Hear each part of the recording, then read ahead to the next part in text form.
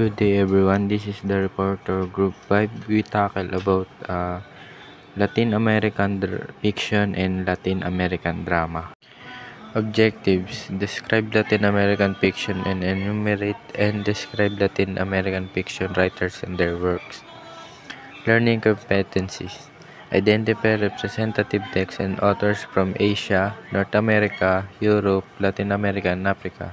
Appreciate the cultural and aesthetic diversity of literature of the world. Latin American fiction is diverse, blending magical realism, political allegory, and themes of identifying cultural hybridity.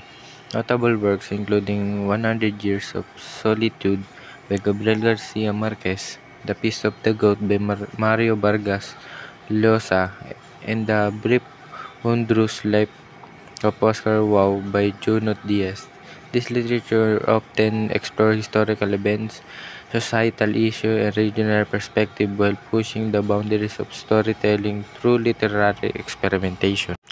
Latin American fiction: South America has produced a vast number of fiction writers who have become literary giants. Among them are the following: Miguel Angel Asturias, 1899 to 1974.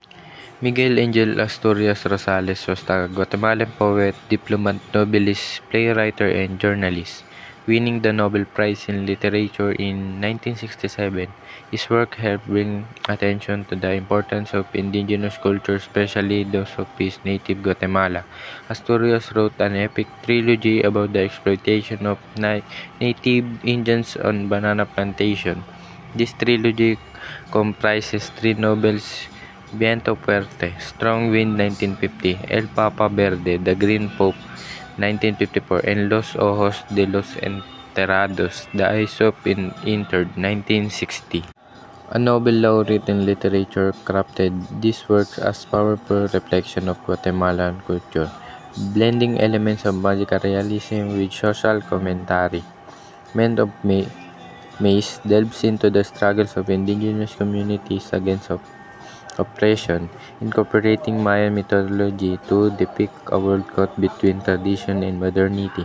Legends of Guatemala offers a vivid portrayal of Guatemalan folklore, celebrating the country's rich cultural heritage while also addressing themes of identify colonialism. Mulata de Tal explores issues of race and class in Latin America through the story of a young woman navigating societal expectation and prejudice. Asturias' works not only entertain but also challenge readers to confront complex realities and historical injustice. Miguel Angel Asturias ay isang kilalang manunulat mula sa Guatemala na nagkaroon ng malaking kontribusyon sa panitikang Latin-Amerikano. Isa siya sa mga pangunahing representative ng literary movement na tinatawag na magical realism. Ang kanyang mga gawa ay karaniwang tumutukoy sa misteryo, kababalaghan, at totoong sitwasyon sa Latin America, na may mixed elements na kakaibang realismong na hindi pangkaraniwan. Ang kanyang pinakakilalang gawa ay ang nobelang El Señor Presidente, na naglalarawan ng korupsyon at pang-aabuso sa kapangyarihan sa isang tinaguriang diktador. Isa siya sa pangunahing naging boses ng paglaban sa kolonyalismo at kahirapan sa kanyang bansa at iba pang bahagi ng Latin America. Siya ay nag-aaral sa San Carlos University. Pinanganak noong October 19, 1899 sa Guatemala. Namatay noong June 9, 1974 sa Madrid, Spain. Next is Gabriel Garcia Marquez, 1927 to 2014. Born in 1927 in the small town in Aracataca in northern Colombia. Colombian novelist, writer, screenwriter, and journalist. It popularized magic realism, which highlighted the depiction of fantasy and magic as a part of reality. It described by Manuel Santos, President of Colombia, as the greatest Colombian who has ever lived. Won the Nobel Prize in Literature in 1982. Two of his influential novels are 100 Years of Solitude and Love in the Time Cholera. Gabriel Garcia was a Colombian novelist known for pioneering the literary style of magical realism. His most famous work is 100 Years of Solitude, a multi-generational saga that chronicles by Buendia family in the fictional town of Macondo. In it, he blends the magical with the mundane, creating a vivid portrayal of Latin American culture and history. Other notable works include Love in the Time of Cholera, Chronicle of Death, Poured in the Autumn of Patriarch. His writing often explores themes of love, solitude, power, and passage of time. Mario Vargas Llosa, 1936 and present. Peruvian writer, politician, journalist, essayist, and professor. Regarded as one of the most influential writers of his time, won the Nobel Prize for Literature in 2010. The committee of the award said that the award was given to him for his cartography of structure of power and his stringent image of the individual resistance, revolt, and defeat. He wrote the influential novels The Time of Hero, The Peace of the Goat, and The Aunt Julia, and the scriptwriter. Mario is a literary heavyweight who works delve into human condition with remarkable depth and insight, and his narrative often weave together in intricate plots with rich character development, offering profound reflection on politics, society, and culture. With a masterful command of language and storytelling, Vargas has left an indelible mark of contemporary literature, captivating readers worldwide with his compelling narratives and thought-provoking themes. Next is Latin American drama. Objective: describe Latin American drama and enumerate and describe Latin American drama playwriters. Learning competency: identify representative texts and authors from Asia, North America, Europe, Latin America, and Africa. Appreciate the cultural and aesthetic diversity of literature of the world. Latin American drama.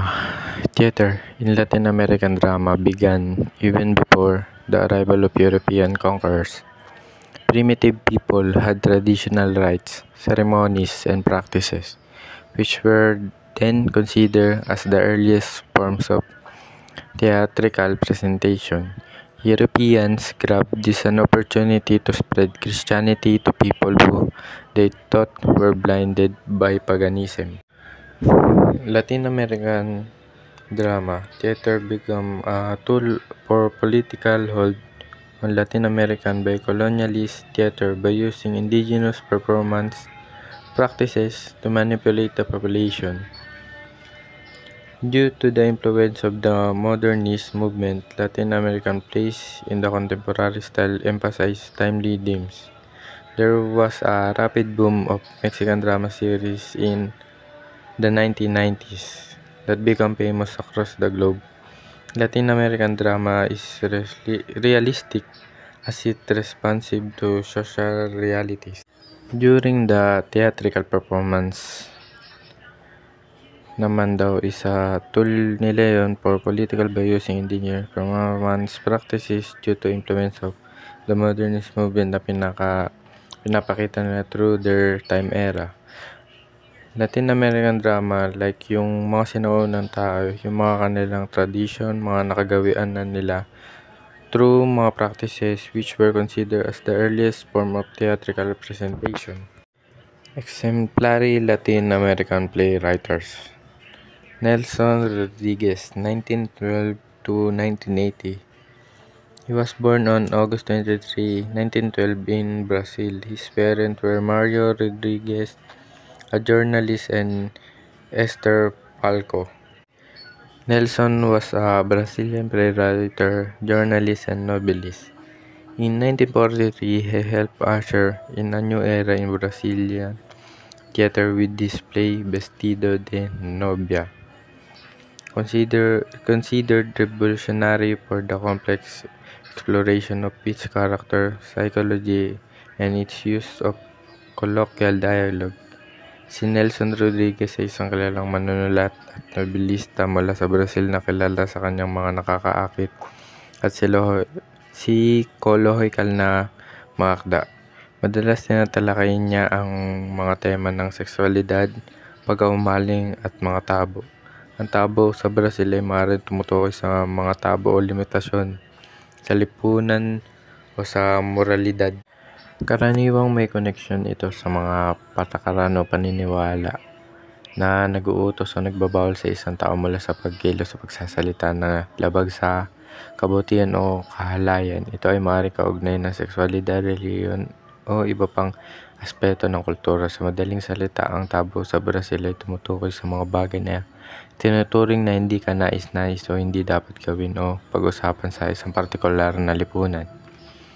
Isa siya sa tinuturing na isa sa mga dakilang manunulat sa Brazil at mga dula ng The Asphalt Kiss at The Wedding Dress ay naglalaman ng mga komplikadong karakter at tema na bumabalot sa lipunang Brazil.